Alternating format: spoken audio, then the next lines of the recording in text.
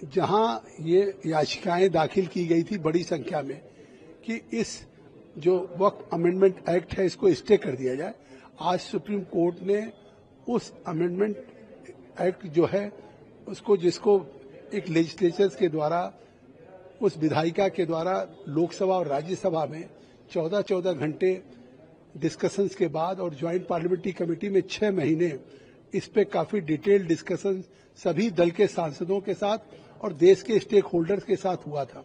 तो इससे साफ है कि जो कानून पारित हुआ वो कानून वैध है। अब उसके कुछ प्रोविजंस पे जो स्टे किया है उस पे निश्चित तौर से सरकार उस पे विचार करेगी, जो सुप्रीम कोर्ट के फैसले उसके आलेख में उस पर कार्रवाई करेगी। लेकिन जहां तक मैं समझता हूं कि जो प्रैक्टिसिंग फॉर 5 इयर्स इस्लाम, तो उस पे भी सुप्रीम कोर्ट ने ये कहा है कि फिलहाल हम उस पर स्टे करते हैं कि जब तक स्टेट उस पर रूल न फ्रेम कर ले। तो इससे स्वाभाविक है कि उन्होंने उसमें भी जो एक प्रोविजन किया है वो केवल इसलिए कि स्टेट क्या रूल फ्रेम करती है तब तक के लिए स्टे। देखिए, माननीय सुप्रीम कोर्ट ने सभी पक्षों की बातें सुनी है और माननीय सुप्रीम कोर्ट वक्फ के इतिहास को भी जानता है और इसके साथ जुड़ी हुई धार्मिक स्वतंत्रता के मुद्दे को भी जानता है और इसके साथ लोगों की जुड़ी हुई भावनाओं को भी जानता है और सरकार के उद्देश्य को भी जानता है कि इसके पीछे क्या राजनीति है, उसको वो भी अब सुप्रीम कोर्ट के सामने स्पष्ट है। और हम उम्मीद करते हैं कि सुप्रीम कोर्ट, यदि सरकार न्याय नहीं दे सकी है तो सुप्रीम कोर्ट इस मामले में न्याय देगा। अब किस बिंदु पर क्या सुप्रीम कोर्ट का निर्णय आ रहा है, मैं उस पर टिप्पणी करने के लिए सक्षम नहीं। कानून के हित में, संविधान के हित में, देश के हित में निर्णय होना चाहिए और उसमें देश अल्पसंख्यक और बहुसंख्यक नहीं है, देश देश है और संविधान संविधान है, कानून कानून है। तो संविधान जो अधिकार प्रत्येक धर्म को देता है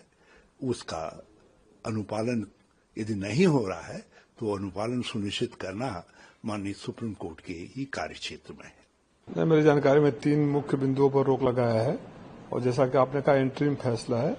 तो प्राइमा फेसी तो सुप्रीम कोर्ट ने समझा ये कि जो कानून लाया गया था एक किसी खास इंटेंशन से लाया गया था,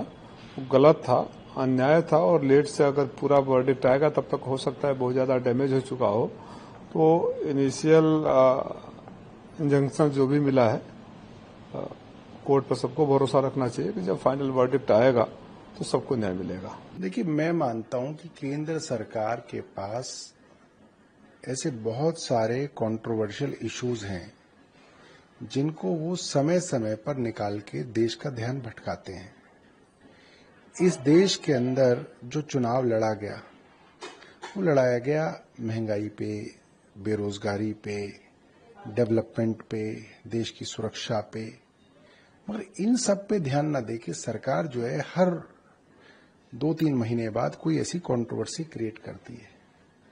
चाहे वो वोटर लिस्ट की कंट्रोवर्सी हो, चाहे वो हिंदू मुस्लिम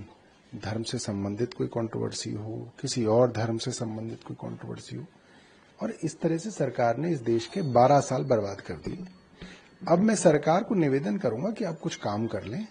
ये देश पहले ही बहुत पीछे जा चुका है। लेकिन जो फैसला आया उसे आप कैसे देखते हैं? देखना, समुदाय के लोग देखिए, आजकल बड़ी मजेदार बात है कि किसी भी फैसले के अंदर कोई भी पक्ष हार नहीं मानना चाहता। दोनों पक्ष ये कहते हैं कि हम भी जीत गए, हम भी जीत गए। तो अब इसके अंदर क्योंकि फैसला कोर्ट का है और अगर दोनों पक्ष जो है मान रहे हैं कि दोनों ही जीत गए, तो भाई हम भी बड़े खुश हैं, दोनों ही जीत गए।